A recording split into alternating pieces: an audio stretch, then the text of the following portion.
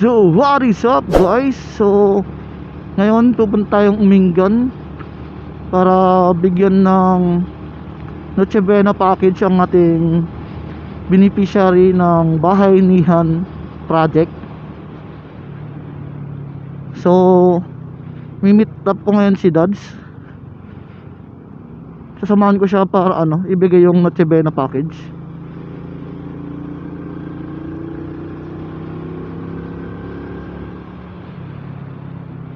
So bago mag-guides guys, huwag natin kalimutang magdasal muna sa Panginoon guys.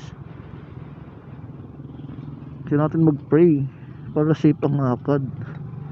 So dito siya. Pupunta ka pa ng may hatid ka pa? Wala na. Wala na. Meron ba? Wala na. Wala na. Diretso na tayo.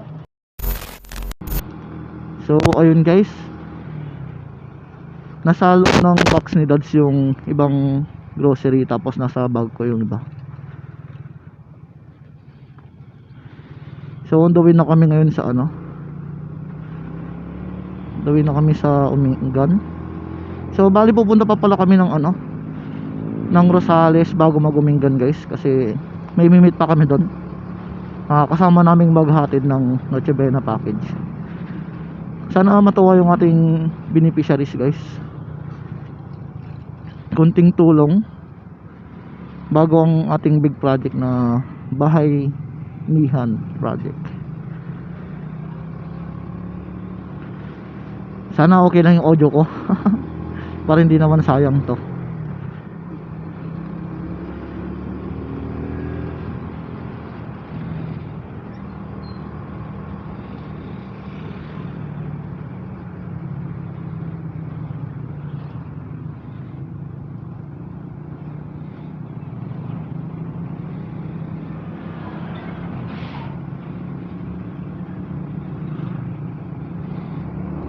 Sana all naka 4 gear.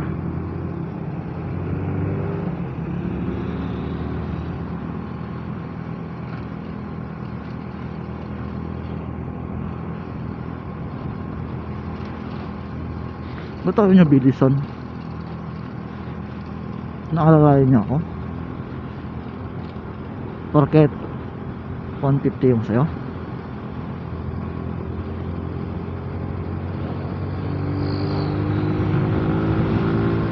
Tayo mag-spare head para mabilis yung pace natin.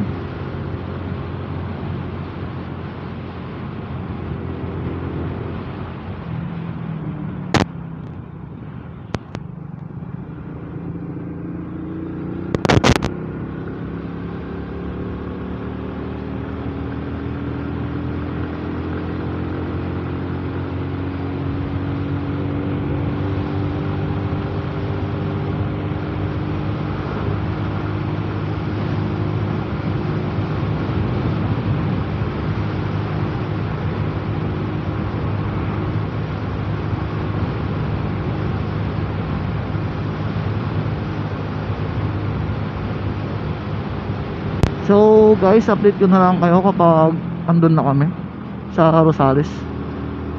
So update ko na lang kayo guys.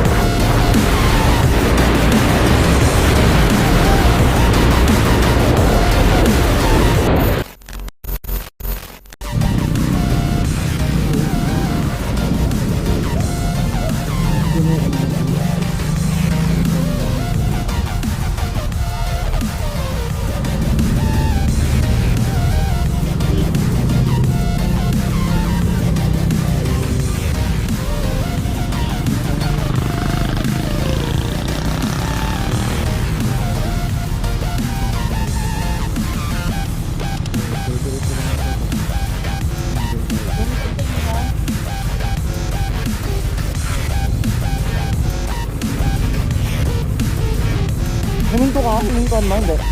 Huminto ka nga rin kanina? Ha? Huminto ka? Hindi. Wala ko na lumipad. Hindi ka na ganun mo. Ayun. Ano nga sa bus? Buti nga pa na lang. Yun na lang. Hindi na ako umuwi. Ulitin mo na. Sinabay lang dito sa kanina. Ngayon, hindi ka lang ano ng electrode.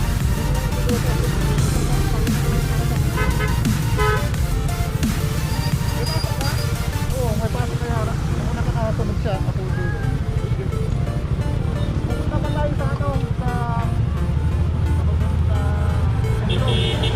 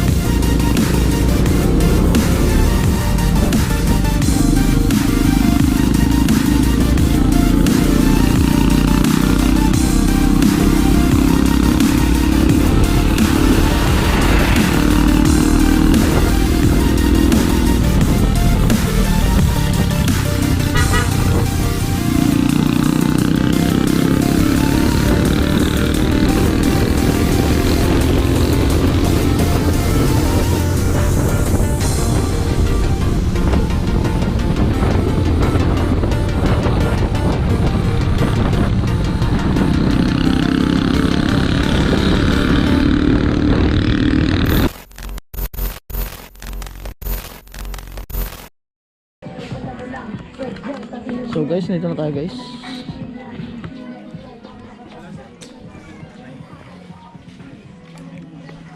Ano yun ang kalantay?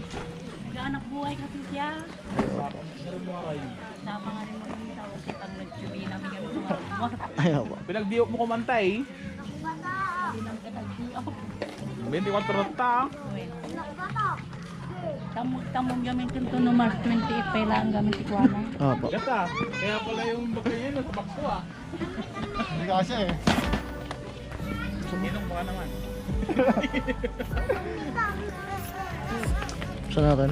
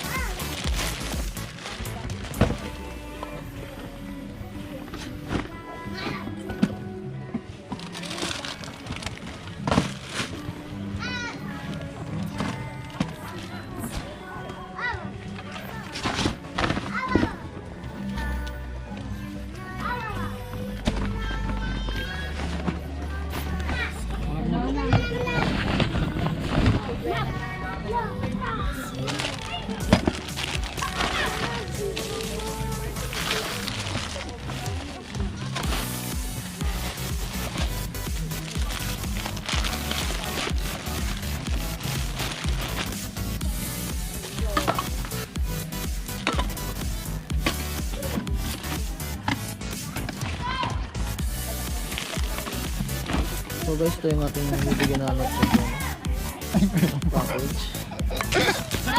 Bigyan na package. So ito siya lahat.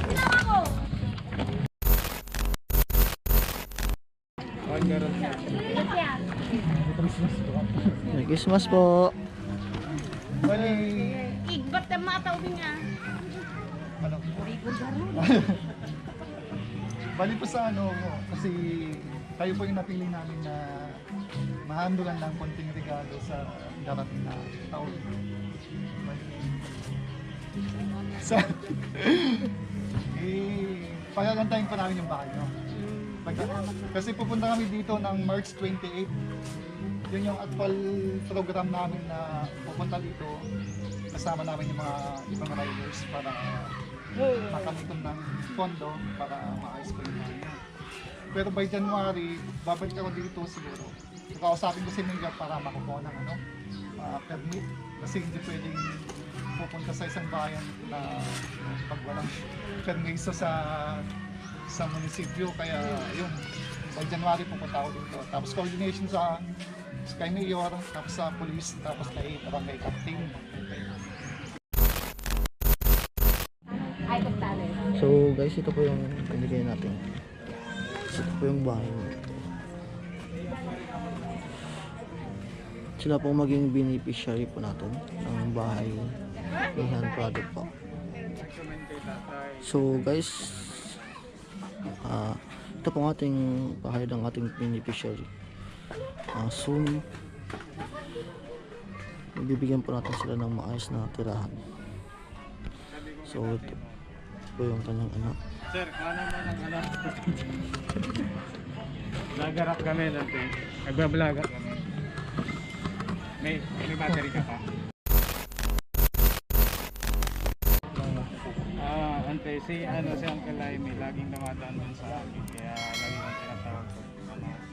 Ngayon, sabi ko sa kanya noon, tatay, pwede bang pumunta kami sa bahay niya? Pwede, sabi niya, pero wala kaming bahay, sabi niya. Ano lang yung bahay? Hindi, okay lang, sabi niya.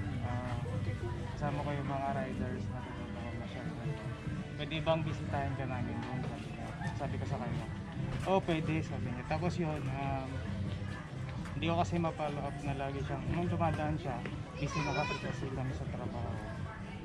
And then yung grupo ng, ito sila Sir Ben, naganap sila ng beneficiary para mabigyan ng yan, bayanihan, para mabigyan ng parang simple lang na babahay para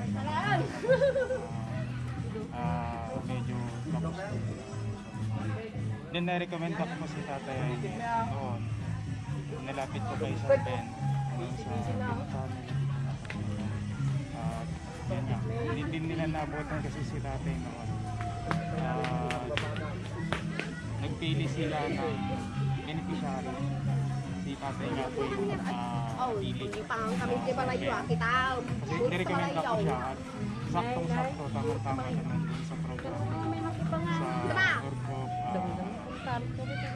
Riders Club na may bayanihan pala silang program para mabigyan ng pabahay yung Awan di salad tata. So na-recommend ako sa Tatay Hamilton sa ko yung nagpili na maging beneficiary po ng magiging charity na gagawin po dito sa ito po naka-schedule ng March 28, 2021. Then si Tatay Hamilton nga po yung magiging beneficiary po ng magiging charity event sa susunod na taon. Yun po. Ngayon ako nakasama sa kanila kasi hindi ako nakasunod sa una na pagdating. So, si tatay nga po yung magiging beneficiary ng bayanihan program na magiging activity, charity ng Orco. So, marami pong riders ang magbabayanihan para yung program na gusto nga ibigay na tulong ng mga riders mo ay kay tatay nga po ibibigay. Yun po sa March 28 po yung yun sana hindi namin naabutan si tatay wala. Ano ba yan? Lagi pong dumadaan din si tatay kaya inaabutan po siya ito. Wala naman po si tatay. Pang tsaka sila servant din po. Nagisabay na ako kasi sabi ko bago ko umuwi sabi na lang ako sa kanya para sila pumunta dito. Kaso wala po si tatay. So next visit siguro kung hindi pa po kaya alis pumunta ko.